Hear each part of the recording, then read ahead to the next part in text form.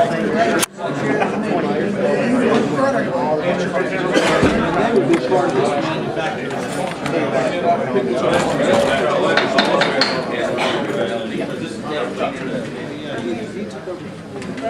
everybody. Welcome to the December meeting of the Consolidation Board. John, I'll call the meeting to order. If you would please, John, call it. I am here. Ms. Bryson. Here. Brady. Mr. Mayor. Here. Kelly. Here. Ms. Manning. Mr. Valley. Here. Mr. Ruth. Here.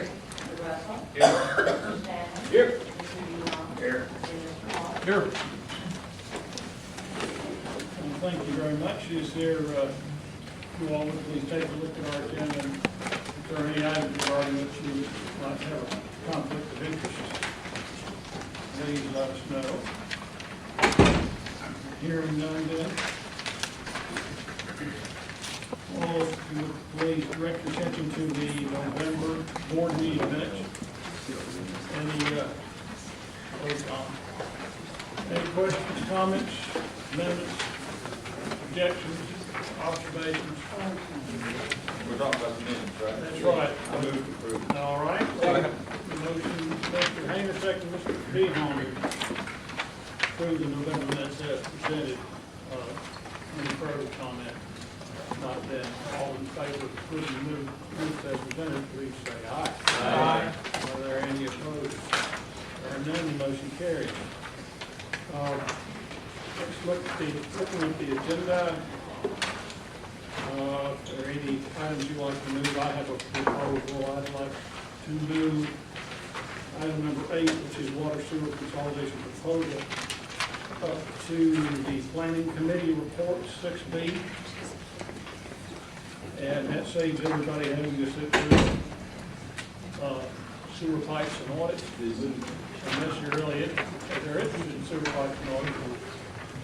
And the general manager will move his audit presentation into the consolidated motion agenda when we consider the capital under 7B. Any objection to that? All right, then, that is so it shall be. First of all, I want to welcome a few folks in the audience. We have our auditors representative, Mr. Socha, here. Welcome. And Terry out. Mr. Martin here from Woodson. How are you? Mr. Socha from over here. And Melvin is here from Mountain Crest. Melvin and Mr. Forbes is here. There he is. Okay. Mark Hunt, to the council. Thank you for joining us today. And others, I think, too numerous to mention. So with that, let's begin our public comment period. I am anticipating there will be a, oh, and I see Mr. Jackson, sorry. Back there. Hi, Steve. Hiding in the corner. Not very well. Let me propose that we do this, we will set aside 20 minutes for public comment today, and limit that particular to 3 minutes, if you would please, and we have our official timer. Who is the official timer? This is the official timer.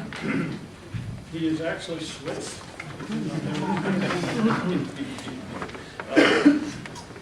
So if there's anyone who would like to make a comment to the board today, here is the spot. Yes, sir. I have a list here. Mr. Bowditch, Philip Bowditch is first, please.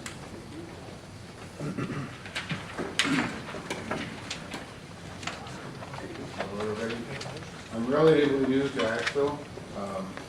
I'm sort of speaking on behalf of just myself in general and partially from 350.org. It's become more and more apparent to everyone that humanity, our country, and the entire planet face a gigantic challenge that is coming right at us. It will be the most serious challenge ever faced by the human race. I don't know if we're going to pull it out in time. And it seems to me to be suicidal for a community to turn over jurisdiction of its own water supply to any outside authority, despite all the protestations of no privatization or any of that, but to have the authority for the water system outside our own jurisdiction, because the Third World War will be fought about water. It won't be fought about oil, and it's coming. And Katrina and Sandy are the very beginnings. They're not the ending, they're not the middle. This is the beginning of a process that more and more people are having a very hard time ignoring or turning away from. As I say, I don't know if we're going to pull it out in time, because the lift that it will take will dwarf the mobilization of the Second World War with no clear and present danger in front of everybody. But once again, this is my only comment, is I do not believe the city of Asheville can let its water supply go to anyone, however well-meaning or not meaning. Local control is essential. And if you lived in Raleigh or any other town, any other part of this state, you would feel the same way. Because I have to say it again, the Third World War would be about water. Asheville is not in a bad place. It's not a great place, but it's not a bad place. That's about it. Thank you very much.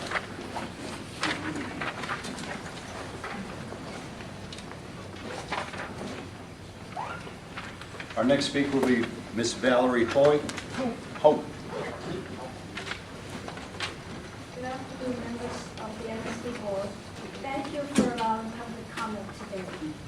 And I have just one question for you all. What does it mean to you to be a good neighbor? Does it mean that when a bully comes along and threatens to take something away from your neighbor, in this case, a whole water system, do you stand by and let it happen, or do you say, hell no, not on our watch? Is Representative Chuck McGrady being a good neighbor when he is writing a bill favorable only to his own county?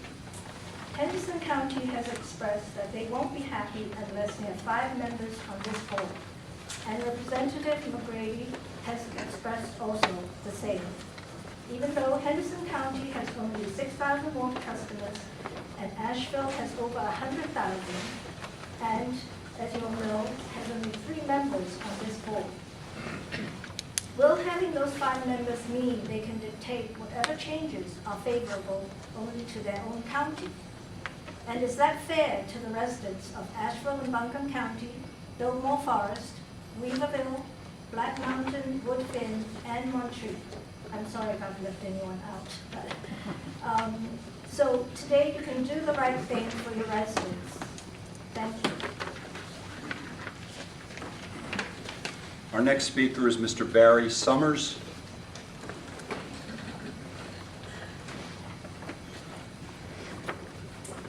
Thank you. I have something to add to the minutes. I know you approved the minutes of last meeting, but there's a section there that goes to what my comment prepared was going to be. Representative McGrady spoke on about the misinformation that's out there. Missing from these minutes is the portion where he described as misinformation the rumor that Asheville has been stealing from the Asheville water system, the funding overhead from water ratepayers. He's very clear that he believes that to be misinformation. And that's not in these minutes, and I'd just like to note that. But what I want to note is that that's what he said publicly in this very room. A few days later, when I asked him, are you concerned that the current office from MSD clearly leaves a huge budget impact on the city of Asheville, which would have to be reconciled by employee layoffs or property taxes? This is his reply. This is really a rhetorical question. I'm sorry to learn that the city has been funding overhead with water system revenues above and beyond what most folks assumed the city was getting the last of Sullivan Acts. I'm glad the city has come clean on this issue. I have no desire to punish the city for present or past misdeeds. So publicly he's saying that accusing the city of that type of misdeed is misinformation and he'd like it to stop. But privately, he's the one who's spreading that misinformation. And I bring that up just to refer to the bigger picture. You all are asserting that you don't have a political role in this, that you're simply responding to the directions of the legislature. And I would say that the evidence is clear, is that the representative who doesn't live in Buncombe County, who doesn't live in Asheville, and has expressed hostility towards the city of Asheville, he doesn't care what deal you make between the city and MSD. He's going to write a deal that serves his constituents in Henderson County. And I think the proposal that's currently on the table from MSD that grants the city a relatively minor compensation, the legislature will not approve anything greater than that, because anything more than that clearly puts that accounting in the red. So I think it's becoming apparent to those of us in Asheville that this deal is moving forward in a way that all good people who live here in this region, who live in this county and want to work together, we're all going to be losers. And the winners are going to be people who don't live here and don't like us. Thank you. The next speaker is Mr. Neil Anderson. I did not sign up to speak. Okay, Mr. Anderson passes. The next speaker would be Mr. Sam Speciale. Thank you for the opportunity to speak before you. I just want to make a couple of comments. And then your thoughtful deliberations on how this goes forward, given the important role that you're playing in this sort of situation that's been forced upon you. I just want to reflect upon our kind of view of the world. If a third world dictator, or say in South America, were trying to seize a utility, a piece of infrastructure, our democratic soul would be hurt and dismayed at this taking. Well, this is what the legislature is doing to us, and I think there's no other way to see it. They're the bullies as has been described, and I hope as you follow through what they've asked you to do in good faith, that you will consider this, that this is nothing but a high-handed seizure. I want to leave with one other observation, that a Frenchman in the early 1800s came over to this country and examined the young democracy that was being laid down in this country, Alexis de Tocqueville. And one of the important things I learned from his observation, and I've got my copy here, it's a little weighty, but to distill an important feature, the tyranny of the majority. That was a fear that he had as our democracy moved forward, and I think we're seeing a tyranny of the majority, of the power that the state legislature has, but is not using wisely to force this upon us. Thank you. Our next speaker is Mr. Steve Rasmussen.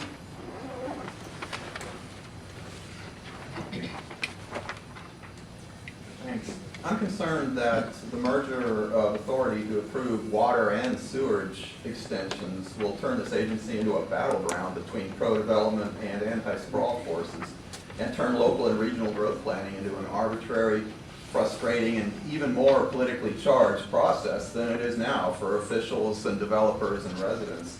That seems to be an unavoidable consequence of the state law under which the merger would be carried out. And I'm referring to North Carolina General Statutes Section 162A, which is the enabling legislation for water and sewerage districts. Article 4, metropolitan water districts submit under 162A-55 submission of preliminary plans to planning groups in cooperation with planning agencies. It requires you to consult with local and regional planning officials, but not to follow their plans necessarily when you approve a sewer and, under a merger, a water connection to a new development. It's a two-edged sword of power. You'll be able to override their recommendation to deny or their recommendation to approve a new development. The legislature's recent amendment to 162A to enable the merger of water and sewer systems specifically references Article 4, giving a merged water and sewerage board this power to override. I've got all that here. I'll hand it to you in a minute. You currently have that power under similar law in Article 5, but over sewage systems only. And I'm concerned that a policy does not have the weight of the state law, giving whatever new board comes out of this the power and the constant temptation to override that policy. Waterline extensions are one of the most effective planning tools for controlling urban and suburban sprawl that local communities and planners have. That power will be taken from them and legally handed to you. Development can't grow without connections, without roads, power, sewer lines, and in most cases water lines. The state controls approval of road and power lines. Water and sewage are, to the best of my knowledge, the only such connections that local and regional authorities can effectively control and manage growth. Now, anti-sprawl activists compare these connections to the veins and arteries that a cancer tumor generates in order to feed its unchecked growth. Cut them off and you choke off the tumor. That strategy will make a combined regional water, metropolitan water and sewer super agency with that power to approve and deny such connections an irresistibly tempting target for local, regional, and national environmentalists on the one hand, and powerful state and national developer lobbies on the other.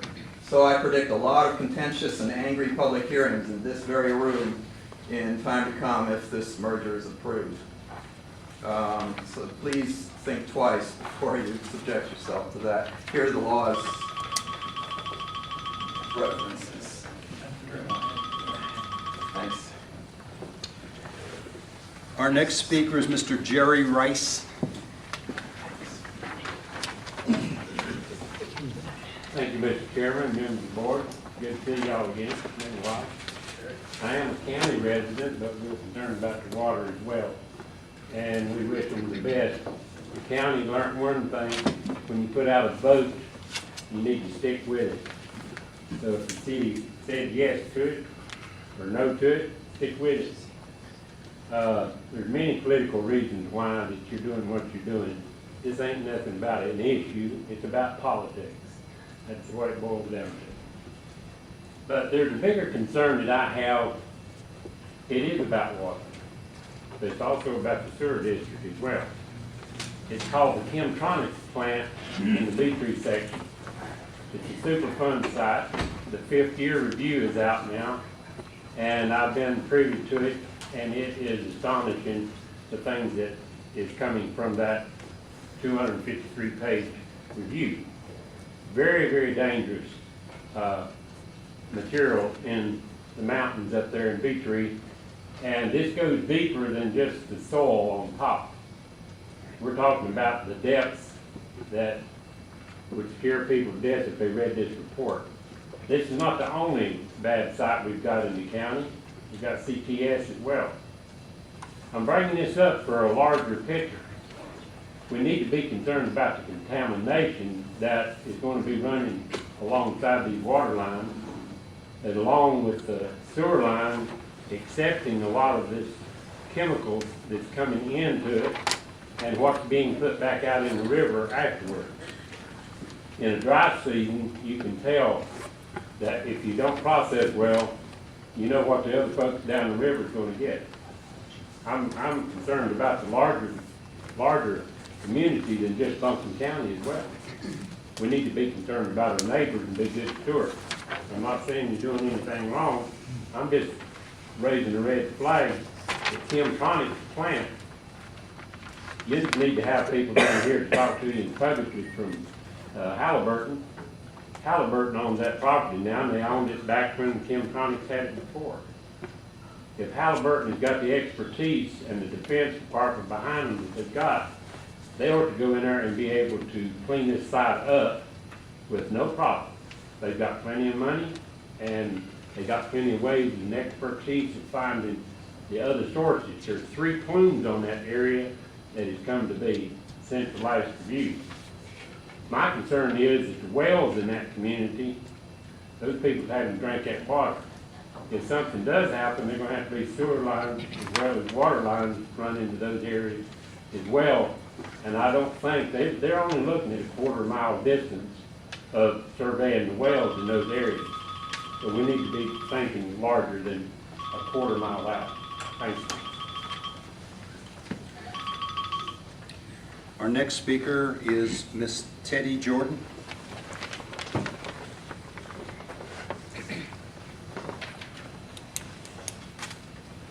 Hi, Teddy Jordan. I live in the city. I just have some observations on this. Quite a drama going on here. We have our elected officials, representatives of the people, that step in, issue a mandate, and sit back and watch the show. I find it interesting that the stakeholders get issued the mandate to negotiate in good faith, but the message is delivered with an or else threat. I find that interesting. I think it's interesting to me that our citizen representatives spend citizen investments on studies. We've had 3 so far. We're probably pushing $500,000 on an unstated problem. I haven't heard the problem stated yet. I find that interesting and disappointing. The structure of this discussion, as presented by our representatives, pits one entity against another, one community against another, one neighbor against another. And I have this to say about that. This is not a good example of good governance, good leadership. It does not demonstrate good stewardship of the taxpayers' investments in our infrastructure, in our systems. We do have a financial crisis going on, right? I mean, it makes you wonder how the priorities of the to-do list are getting sorted. You as MSD members might think the decision on the table today has to do with the report and its findings. I don't think that's what's going on here at all. I think this is about democracy. I think this is about good governance. Is this good governance, what has happened and how this has transpired? Is this how you would like to receive a question? Somebody comes into your backyard and threatens you? Is that how we start off the dialogue? I expect better as a citizen. And unfortunately, you guys have been pulled into this fray at this point. The decision on the table today is whether you want to encourage this kind of democracy or discourage it. Thank you. Our next speaker is Ms. Beth Jezik. Good afternoon. Thanks for the opportunity to speak. I know that this is not your responsibility, that you didn't make this happen, but I also know that you've been witness to how it has happened. It has not gone well from the beginning. The legislature began this process without even having the courtesy to inform the city council that it was going on. No one from Asheville, except of course for Representative Moffitt, served on the study committee. So Asheville was not representative except for the author of the bill. It was made very difficult for citizens to have input. There was one forum provided out at the airport, and there were assigned times and so on during a business day when many people are working. Again, input was discouraged, basically. When it was determined that there would be a referendum on the November ballot, there was a veiled threat from Representative Moffitt that the legislature, after all, did have the power to shut down Asheville's government, essentially. To take that stance, I would think, was just should have been a glaring sign of what was going on here. Council, of course, has been against it from the beginning, City Council. The citizens of Asheville are against it. They voted 86% against this takeover. 2 weeks ago, Representative McGrady said that he was writing the bill right now, which led me to believe that perhaps it doesn't matter what your discussion is, what your input is. It's already being done. And if it coincides with what he's writing, great. If not, I think we'll get something else. And he also noted that other municipalities are being asked if they want to be involved. Why did they ask Asheville? It was imposed on us. We were told this would happen. Our water would be taken away. And other municipalities get the courtesy of a question. We're told we'll get $57 million over 50 years. How fair a deal is that? That just doesn't work, considering the amount of money that we're going to lose to the general fund. And of course, not faulting you again, but the people who will determine how this all comes down are assigned to this board. They're not elected. They don't represent the people. Nothing against you. You do good work. I actually appreciate the work you do. And there have been people who have been in touch with water authorities in Wilmington, North Carolina, where this has already taken place. And they have said to us, do whatever you can to avoid this. This is awful, and it will be awful for your community too. Thank you for your time.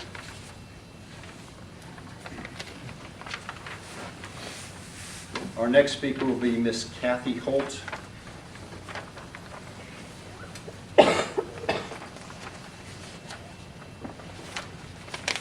Good afternoon, and thank you for this opportunity to speak out.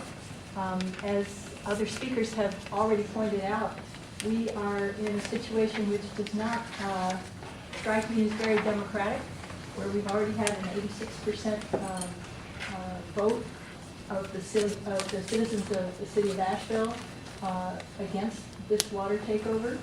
We are really looking at a situation of a seizure of a local asset, which is a very valuable asset. I don't think we can overstate the value of Asheville's water. Here we have pristine water coming from these mountains. This is really the gold, the gold standard for water here in the state of North Carolina. And we know that we have a drought-prone state, a thirsty state, but this is not something that the local jurisdiction should be seized by the state. Clean water is a great need all over this world, and we're going to see this becoming even more starkly outlined as we move into greater and greater degrees of climate chaos and climate change. So Asheville has shown exemplary care of our watershed. Nothing is broken, so please don't try to fix it. Excuse me, before we were going to commit 20 minutes to this, I wanted to thank you. I do appreciate the thoughtful comments and the effort that's gone into preparing. But we do have other business for this meeting. Are there elected officials here that would like to be heard? Just want to be sure that we in the city council. Well, if not, then how many more folks do we have on there? Well, quickly, let's go ahead then. Next speaker, Mr. Tim Warner. Thank you for the opportunity to be here. I'll be brief. I'm a registered professional engineer. Professional engineering registration is to preserve the public safety and health. We have a water system in the city of Asheville that is well managed and well protected. The watershed is an extremely valuable resource when you look at other communities around and what they're having to pay to treat their water. We have something that is the envy of many other districts. And I know you didn't ask for this. I just encourage you to protect the assets. Should this be forced upon you, and it looks like it is, protect the assets to at least the same extent that the city of Asheville has. Thank you very much. The next speaker, Mr. Victor Ochoy.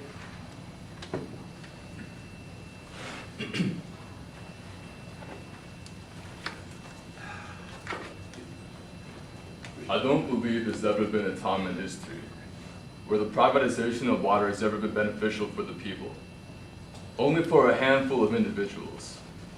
After 4/5 of Asheville's residents have said no to the water takeover, it still continues. On top of that, City Council is against this water takeover. Looking for an answer, I reached out to CELDF. They've been around for 7 years now, and they've made ordinances to oppose takeovers like these. They fought against Nestle, trying to take over water in Maine. This is a rights-based ordinance. Rights supersede laws. Laws, and in fact governments, are created for the sole purpose of protecting rights. But from time to time, we have had unjust laws that deny rights. And the only way to change those laws and challenge the injustice is to write new law. This ordinance will bypass the No Home State Rule or Dillon's Act. It will also bypass corporate personhood. As I said, this has been put forth in other areas already, and it will be used again if we have to. Thank you. Our next speaker is Ms. T.J. Amos. Hi, I'm very nervous right now. I hate public speaking, but this is how important this is to me. I'm a Bozeman County resident, but since I use city water, I feel like it's an issue for more than just the city folks. it's redundant, I'm probably, I got here a little bit late and I apologize. The things I want to point out that are my concerns, I'm a very process-oriented person. I'm trained as a therapist. I'm trained to sit there and listen to people negotiate and work out situations in a meaningful way that both sides can feel comfortable that they've been heard and valued with what they say. I understand that the referendum was a non-legal binding situation to where it's not an actual election. It's a non-binding agreement, basically, I guess, in terms of the vote. But it still represents what 86% of people had to say with their own voices. So while it wasn't legally binding, it still represents what the majority say. I don't know all the ins and outs of the financial stuff that goes on. I'm not a money-oriented person. But I'm very concerned about how this process is taking place and being bulldozed through. And I can't imagine that if MSD were approached by the same people, or the city came to you and said, we're forcing you to merge with the city of Asheville, there would not be an outrage over that and a protest over that from your side as well. So the precedent this is setting, while non-binding, it was still a vote, the people's voice. How slippery a slope is that to say that you're going to ignore a referendum vote and then think that it can never come up down the road that people are denied their actual votes, much like the Warren Wilson people being challenged on their actual election votes. So I'm very concerned about how that could take us, not only as a city here, which that I love very much, but the example we're setting for the rest of the state that goes on, because it was clear from them that it was possible that this can happen to other places. So we can sit here and say, well, it doesn't apply to me, it's not affecting me personally. But if they can take over water from one location, they can do it for another. If it's water, it can be anything else, any other asset they find valuable. Part of what I've done in Occupy is to protest against corporate takeovers or corporate mismanagement of funds. And if this is done in the way that it's done right now, that is no different than what the corporations are doing. So I really hope you guys think a lot about this and really seek to make the wisest decision rather than what's easier for you or what you want to do so that people don't come back to you and try to refuse to cooperate with you in some way, like with Tim Moffitt or Grady or whoever it might be that comes along. So, like that, I hate public speaking, but thank you. The last speaker is Mr. Richard Gens.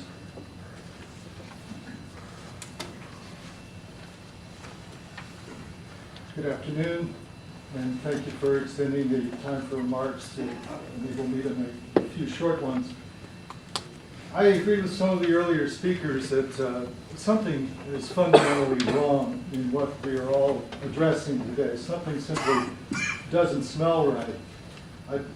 I looked up a story of a merger of a water utility and a metro sewer district utility, which is now underway in our neighbor state, Kentucky, in the city of Louisville. And as of last May, this merger was proceeding under the guidance of a task force that was headed by the retired Louisville Water President John Huber. Presented its findings last May, talking about savings ranging from $14 to $24 million that could be achievable by merging the MSD there and the water utility there.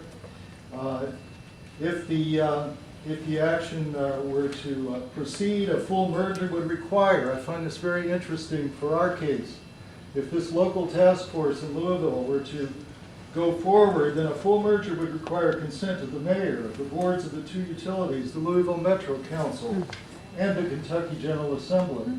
A bottom-up move for reform.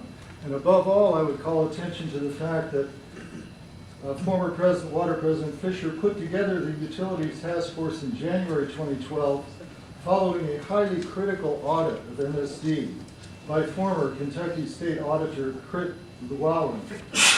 This makes sense. This is reform with the prospect of savings in Louisville, Kentucky. This is how our system works, in my experience.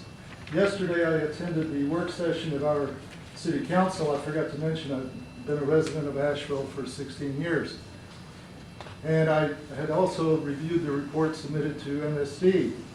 And it's not surprising to me that the consultant for MSD examines and finds economies of scale if MSD were to incorporate the water operation, the consultants, well, one consultant and the finance director of the city. Say vice versa, well, as a matter of fact, we're a larger entity. We already have a lot of scale economies in our administrative setup. If we were to take on the sewer function, there would be savings for the sewer ratepayers. And so the quest for efficiency, which is supposedly at the heart of this mandate from Raleigh, I'm afraid doesn't quite seem to pass muster. But what I do think makes sense of this whole twisted story are some comments from consultant Doug Bean yesterday, who closed his presentation saying to simply look at water as water in a bottle, as a commodity, misses the whole point. Water is about protecting the public health, safeguarding our environment, and directing the community's development. That is what Raleigh is trying to do, to supplant our responsibility for those things. Thank you. Thank you, members of the very much for your remarks. I assume that concludes the public comment period, and the public remarks, and then everybody wanted to have a chance to speak at the onset. Any response or comment from the board before we proceed with our agenda? All right, hearing none, then we'll proceed with the general manager's report. Thank you, Mr. Chairman. Update on the water study. Got most of it today. The planning committee met November 30th and approved the proposal to be brought before the board that we're going to consider today. Bill Bailey has begun on the second for phase 2, and we look to have that type of information back in January. The new aqueduct filters, the $10 million project, has been completed and installed and operational, and is going through its testing stage here for this week and next. With quite a reduction in suspended solids and the effluent better than expected. So it's going rather well. We can bring some pictures of it at our next meeting when we have time. Kudos, Patch's letter from Reed Index expressing appreciation for a crew that replaced the sewer line on Pine Meadow Drive. If I might interrupt you, okay. Part of our the disappointment of having to spend so much time on this is that some of the business of this board, of the staff, and the achievements of the staff, I'm afraid, are obscured. And I would hate to think that you would just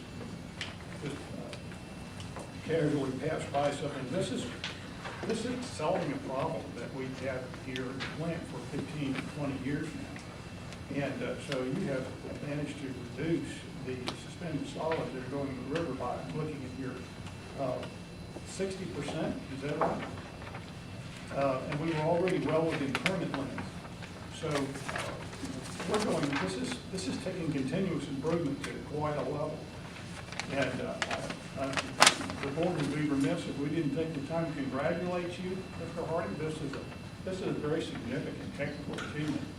And I hope it doesn't get lost with all this other noise, because this is what the MSD is primarily tasked with doing, is cleaning the water. And this is a very significant achievement. And I hope that that's not lost on anybody. I wish that would get a headline instead of some of these other things. Please continue. Okay.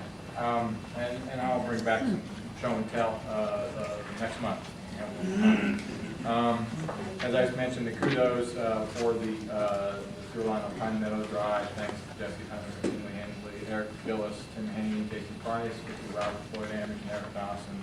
Got another call on the same project, and another call from Cheryl Hunson, Melody Circle. Crazy Mice Rice, our first responder for follow-up. Board and committee meeting events. The next regular board meeting is January 16th at 2. The employee Christmas lunch will be held here in the atrium at 11:30 on December 20th. And that's all we have. Yeah. Thank you, Mr. Hardy. Any questions or comments regarding that report? Mr. Cedar, I had mentioned earlier when Mr. Bradford was discussing the disc filters for him to let us know when would be a good time for tourism. And I realize that everybody has their own schedule, but I would like to think that we could, maybe individually or as a group, set a time for Mr. Weed to tour what we've spent good money on and what is so effective. I'll bring my scuba gear and run it to you. not exactly the response I was interested in. But I thank the master. I think I would strongly encourage the board to, well, I won't say hands-on, we don't do that a whole lot. But at least go visit and take a look at what's going on here. This has been a technical issue that we've been dealing with for many years, and this is quite a victory to get to this point. And I'm very proud of what you've achieved here. Tom, thanks again. Staff and consultants. All right, and anybody else? Any other comments? Thank you. They have committees. Mr. Keller, tell us about the rights of way. Well, I don't want to ignore President our right-of-way committee and the right-of-way staff, which didn't usually find recommendation bringing us some items for consideration on those under 20 days, which we considered and adopted their recommendations, all of which are set forth in your notebook, and probably don't require an elaboration except the comments of the right-of-way. Thank you. As always, congratulate you on being reappointed. Thank you very much. And Mr. And again, Chris has also been reappointed. Congratulations to you. Anybody else? Mr. Watts, congratulations to you. We have a lot of recidivists on this board, and grateful that you spend your time and share your expertise with us. Planning Committee, Mr. Root. Actually, first, I'm up for reappointment, and I might decide not to do it. Well, what does the mayor say to you when you talk to the mayor about this? Not a whole lot. The mayor's wife didn't say a lot to me either. The planning committee met on 30 November. We did start by discussing, as has been mentioned by several folks in the comment, the rather odd position we find ourselves in. This being a board that is not set up to make policy for the county, or certainly not for the state of North Carolina, that we are a utility who is basically called upon to work on carrying out the policies set for us. We certainly did not start this discussion, and we certainly will not be the ones to finish it.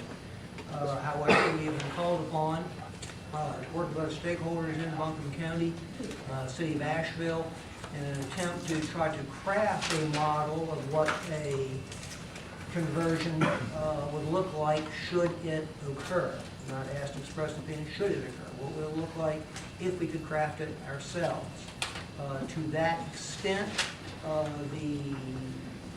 we as the City of Asheville did bring consultants in to work with us in terms of certain financial issues. We as a board did set certain parameters outside of what any expert would tell us in terms of trying to be sure of full employment for the folks working in the City of Asheville right now in their water department. We did set as a parameter that working with the City of Asheville as far as retaining to the city the ownership of the water reservoir, subject to whatever rights we would need as managers of the water system should that occur, to manage the water system, and certainly leave the water reservoir as a precious asset of the City of Asheville to protect now and in the future. We also did put onto the table the issue of compensation, which the Legislative Research Committee in their report actually said nothing about. And I think if I heard Mr. McGrady correctly, I believe he did state when he was here before that in fact they were not thinking there would be compensation until that issue was put on the table. Something needed to be done. At our November 30 meeting, we did look at the numbers provided back by the consultant. We also then reviewed the recommendation made to us by our own staff, which was a compensation figure based on certain financial factors concerning what would go into that. I'm certainly no financial expert, but I'm in no position to go back through that set of calculations. I think those reports have been available to everybody for quite some time.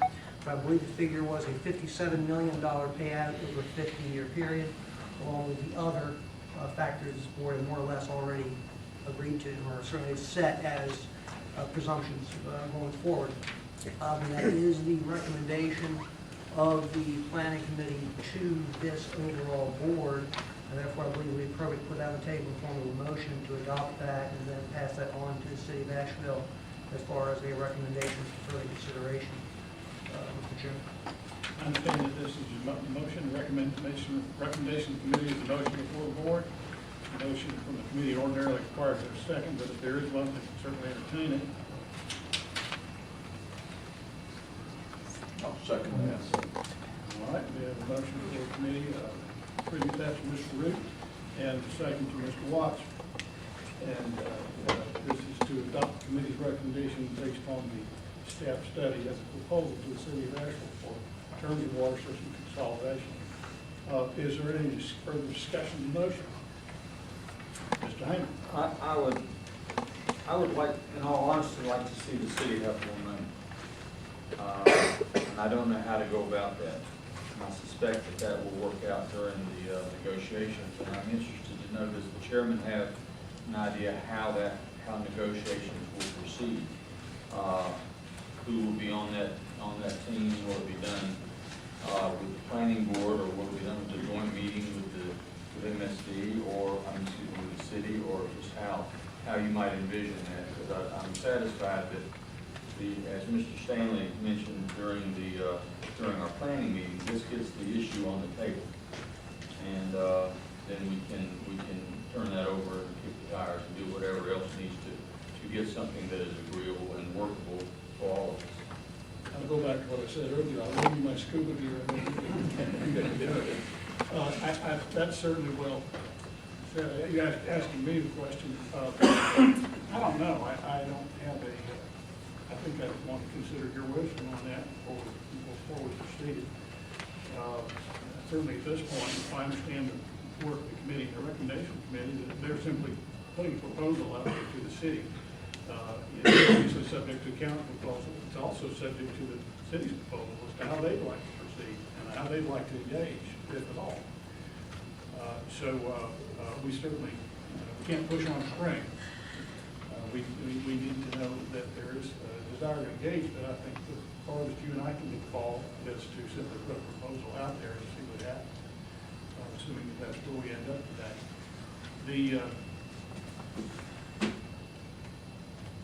Whatever else, I forgot. Anyway, any other discussion, Mr. Stone?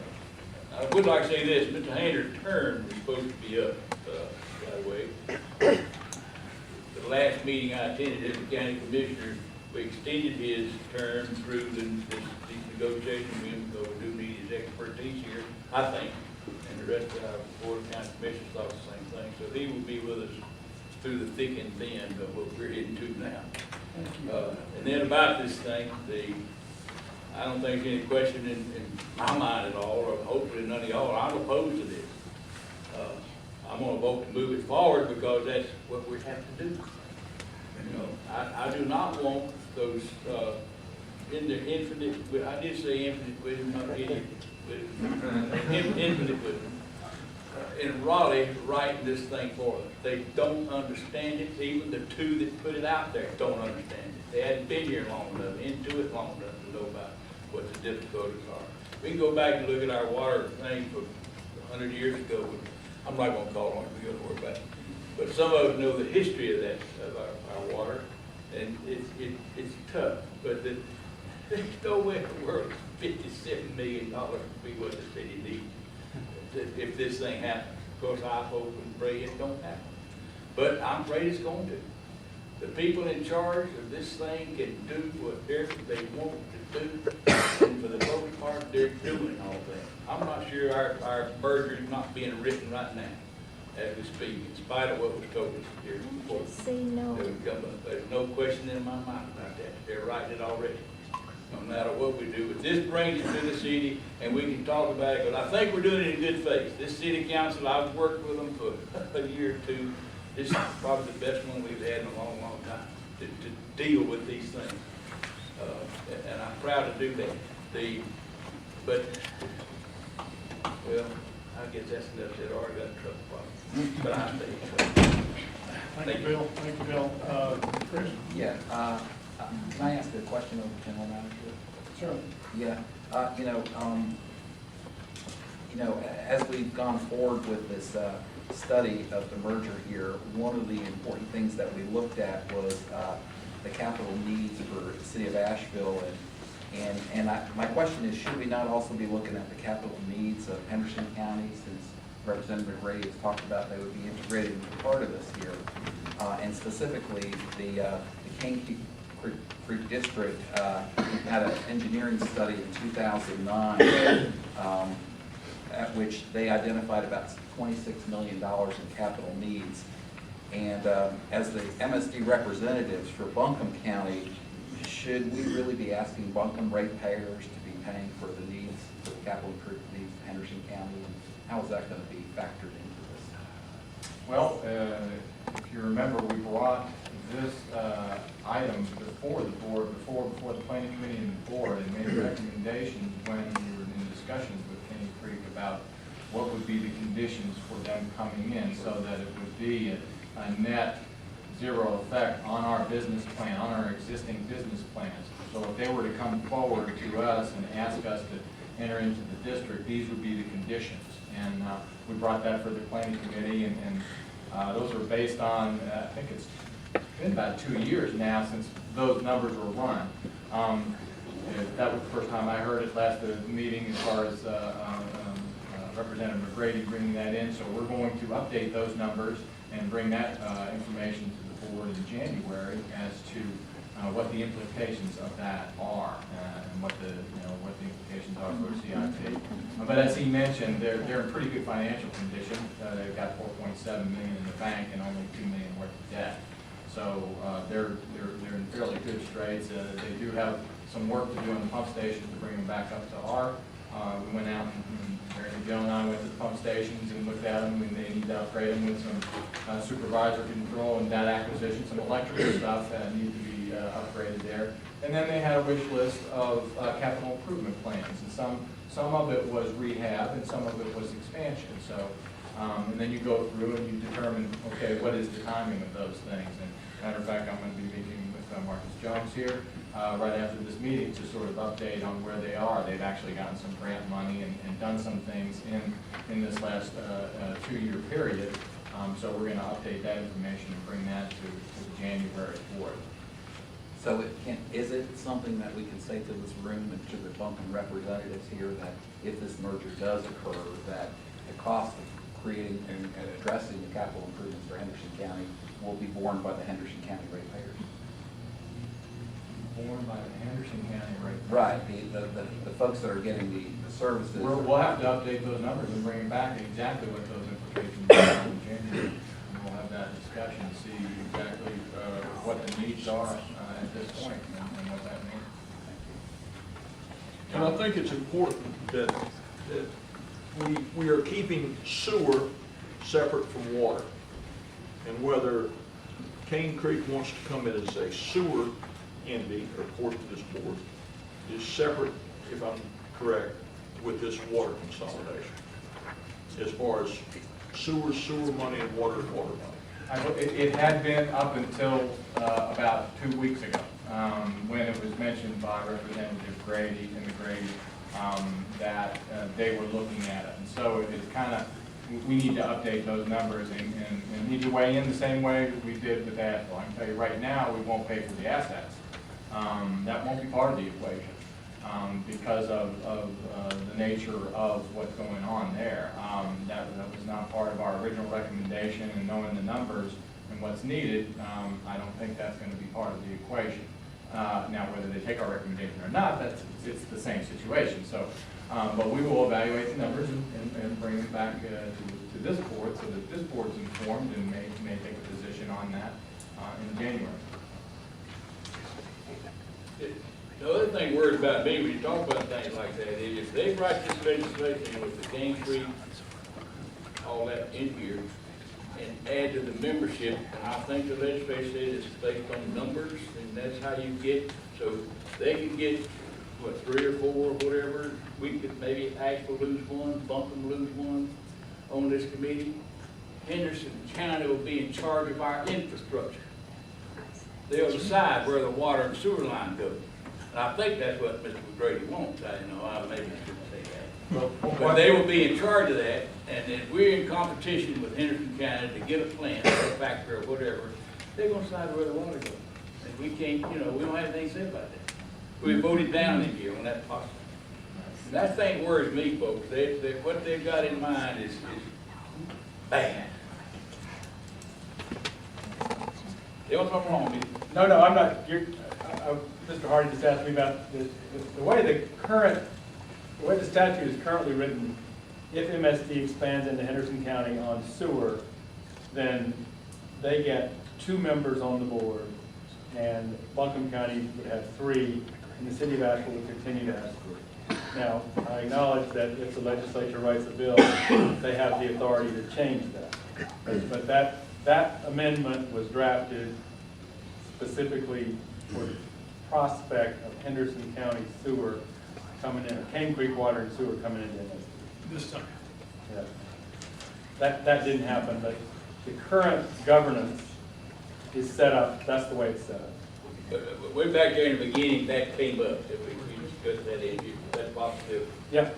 That we would lose members and they would gain them. Right, and it was. So that's been changed, I didn't know that. The statute has been changed, so currently, if MSD were to expand into another county, Buncombe County would continue to have 3 members on the board, Henderson County would have 2, the city of Asheville would continue to have 3.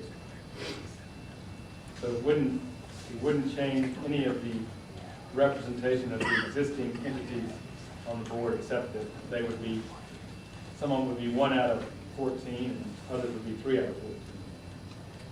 But the legislature can always change that. Yes, they can. That's what we're. I have a few thoughts if I might express. I'm going to very reluctantly vote for the proposal by the Planning Commission committee for several reasons. Reluctantly, because I think we need to do what the LRC told us to do. LRC did not mention compensation. I'm not sure if compensation is due, and if it is due, does it have to come from MSD? Why not from the legislature? And I point out also that, according to Mr. Powell, our finance director, MSD receives 65% of its operating revenues from residents of the city of Asheville. I'm trying to figure how do we affect the city of Asheville if we have to pay money to the city of Asheville, and we get 65% of the money that we pay to the city of Asheville from our ratepayers. What are we doing for them? And we only have one source of income. That's ratepayer money. Mr. Ross? Yeah, Mr. Kelly's comments just continue to make me sicker and sicker as we kind of drudge through this issue. I mean, a year and a half ago when I kind of spoke publicly about the way it came about, everyone knows I'm certainly a fan of efficiencies, but this whole process is with the public speakers who I appreciate coming out and taking the time to talk to us, put it in so many different ways. Mr. Stanley and I certainly agree, and I won't reluctantly vote for this. I will strongly vote against the motion to move forward. And I guess I have just a quick question for Billy, as far as, is there a need for us to be pushing through this? I know phase 2 is not complete. I know the city just completed their studies. I guess there was a resolution passed yesterday by the city council about this. And this is very contentious, but I mean, is there a timing issue before MSD's considers are complete, before they have time to look at the city's analysis? And one of the speakers spoke very clearly about, of course, if you have an MSD hired consultant who's going to come up with this proposal, we have a city proposal, you could expect where their opinion would come. You could back all the way out of this, of course we can't. That's not how the conversation would be started. Tom talked about the first time we heard about this is that it's a non-starter. None of us wanted this to happen. And I guess that's the first question. I have problems putting this in words. But Billy, is there a timing issue? Is there a need for us to go ahead? I don't know if I'm the right person to answer it, but I mean, the timing issue was, I think, raised by Representative McGrady at the Planning Committee meeting, indicating that they would be introducing a bill early in the legislative session. I think it begins the end of January, so assuming if there is a negotiation of a local agreement, it needs some time to be negotiated. Let's say you have between now and January, end of January, or early February. I mean, that's the only time, or that is certainly a time. Given the nature of the concerns expressed by several board members here, do we have the ability to do an amendment to their resolution? Sure. You expressing- can always, you would have to move, there's an amendment, there's a motion on the floor, and if there's a motion on the floor, you could move to amend the motion on the floor, get a second, and then vote on the amendment to the motion. I'd like to offer that an amendment expressing that there is significant concerns expressed within the board about the process here and about the optimism about the outcome. Hold on to that. Before we do that, let's see, if you don't mind, are there any other board comments regarding the motion, the primary motion on the floor? Mr. Root. There are two observations I've heard. First from Max on the amount of compensation, and it plays perhaps a little bit into what Glenn Kelly was also then saying. And one thing that strikes me is if one believes that the model proposed to us by our consultant was a correct model, it strikes me one element that is not there to consider is the time value of money, essentially doing a loan over a 50-year period. And this might get into, I suppose, from the other side of the coin is the point Glenn Kelly makes about whether or not compensation is really owed to begin with or not. One might argue that, why not put that in. But certainly it would be the case going forward if one were negotiating and examining that model, that if one were to consider there is a time value of money element here, that I might argue for a way to look at that number and change that number and still be true to the model proposed by our consultant. I've also done something, I struggle with this from the very beginning. It's been, I think, referenced certainly by our public speakers today, and perhaps it's getting into what Chris is going to talk about. The question of the political process here, and should or should that not affect MSD and the position we take. I've had to think about this very carefully because in addition to what I'm doing here, I'm also the mayor of the town of Weaverville. Our time in the box is coming up down the road a little bit, sure looks alike. And I've given it a lot of thought. And it's my belief, as an elected official from my town anyway, is the last thing I want is for utility bodies like this to start acting politically, to start making policy decisions one way or the other. Now, my perception is we've been asked to work on this modeling, which is not an expression of the wisdom or lack thereof of the merger. And I'm comfortable with that. And it seemed to me for us to say, hell no, so I think we were invited by some to do it, and it includes one of the constituents of Weaverville that invited me to do.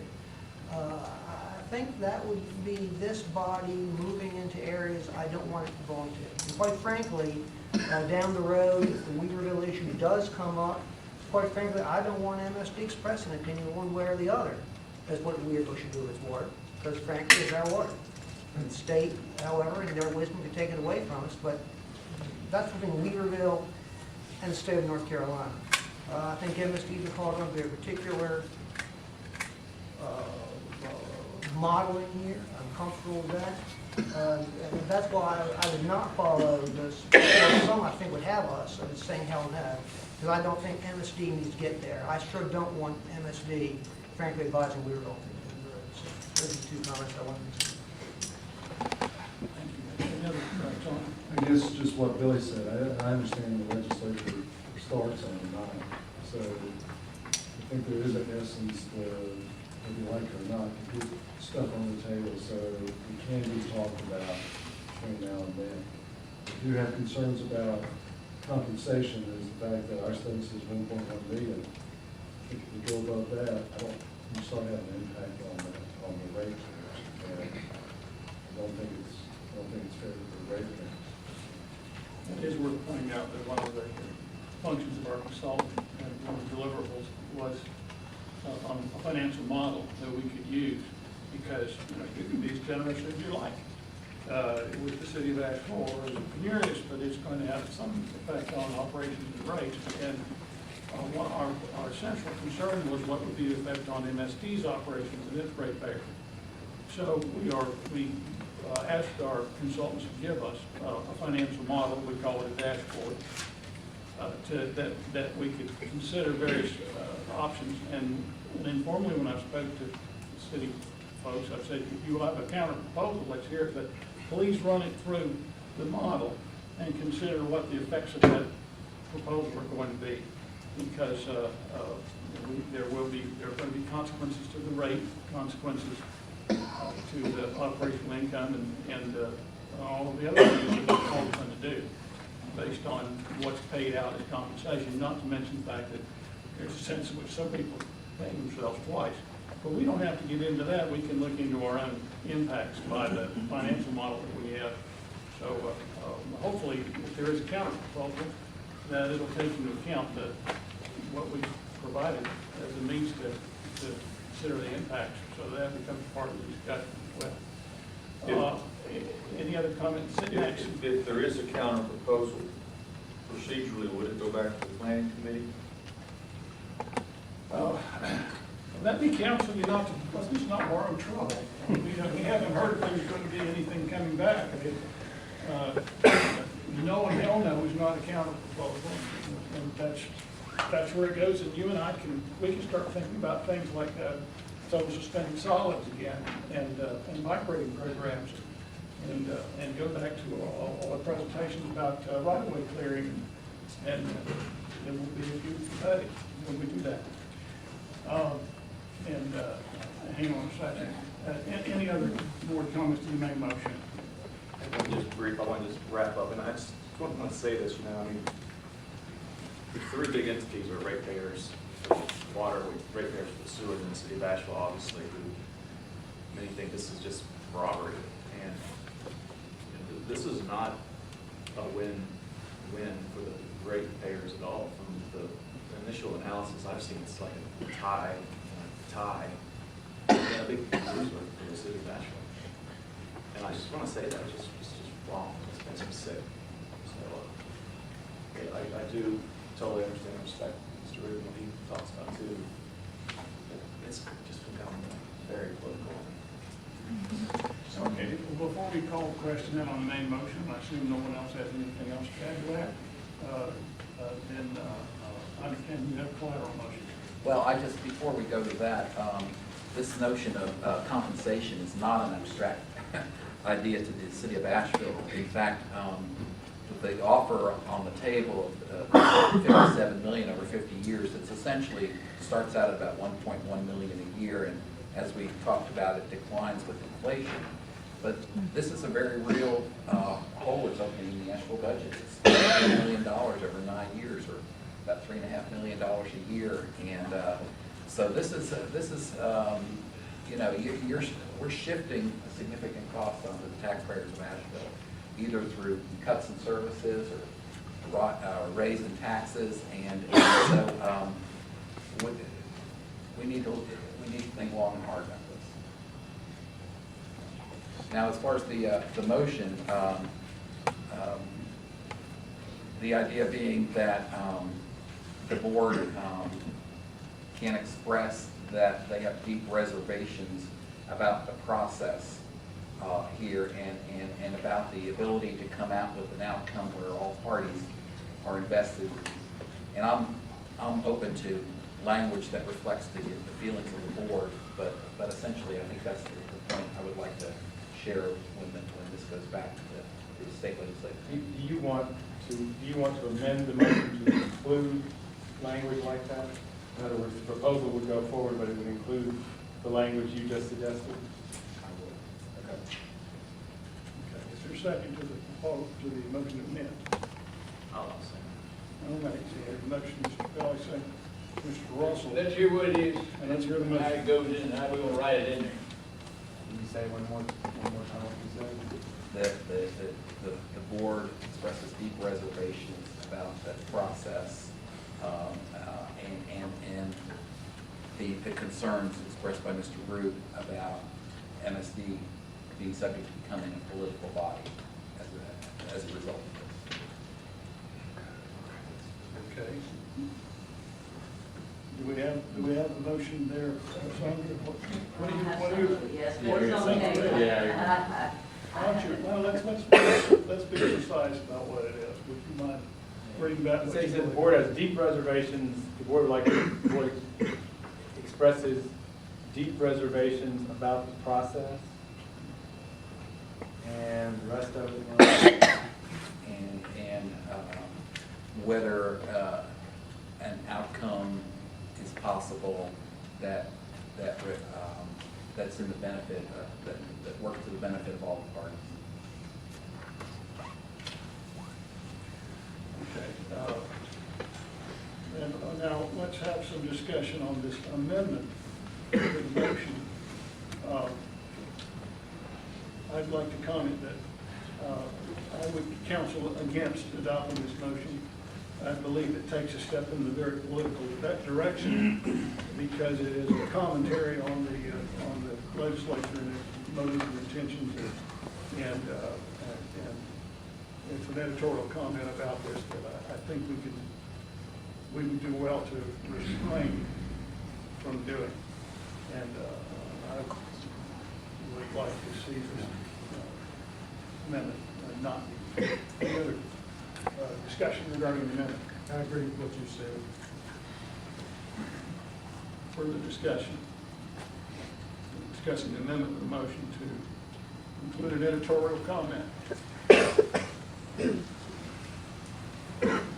think it's incumbent on us to be honest with this as objective as we can possibly be. And for that reason, I would beg Chris's indulgence, you may not be supportive of it. All right. Any other comment? Any other discussion? If not, then I'm going to call a question on the amendment to the planning committee recommendation that is on the floor of the motion, and ask that those who are in favor of of Chris's amendment to raise their hand, and those who are opposed to raise their hand. All right, this motion then failed. And now, if there's no further discussion, I'm going to call a question on the main motion. The main motion is to adopt the planning committee recommendation, make a proposal to the city of Asheville regarding the terms of sewer system consolidation. And I'll ask that those who are in favor of the motion at this time to raise their hands to signify they are in favor of the committee's recommendation. Are there any opposed? This motion carries. Thank you very much for your time, attention, and patience. Thanks to all of you who took part of your valuable time to bring us your comments and concerns. We hope you'll stay involved in what this board is doing, and you will indulge us further, and that we get to hear from you again soon. Thank you very much. They have the opportunity to go balls, I guess they should. We will, next minor is the consolidated motion agenda. Thank you, Mr. Chairman. Behind tab A is consideration of condemnation for Radford Road sanitary sewer rehab project. Behind B. Don't worry about it. Broadway Street, Rose Place. Hang on a second. Okay, Let folks, those who wish to leave at this time, we just can't hear very well. We're all old. I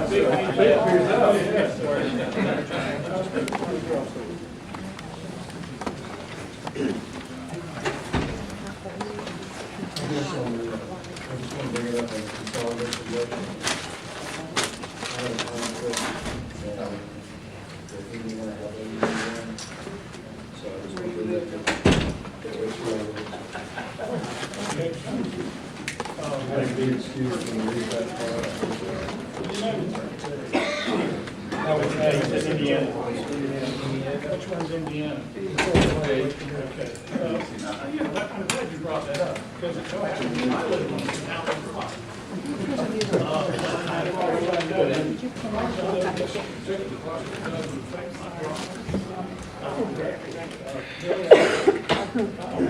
Do I have a? Don't have a conflict. If I can see it from, like, step outside. Okay. So, Collins, across the, you don't have He does what he's talking about. He excused himself in the right of way. Well, I hope you'll help them when the time comes. I hope you bring your shovel out there. Chainsaw. Chainsaw, be part of the solution instead of part of the problem. That's a good idea.